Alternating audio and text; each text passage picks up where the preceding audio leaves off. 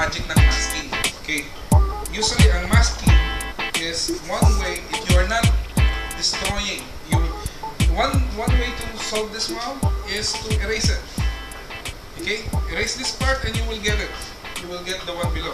Pero you are destroying it.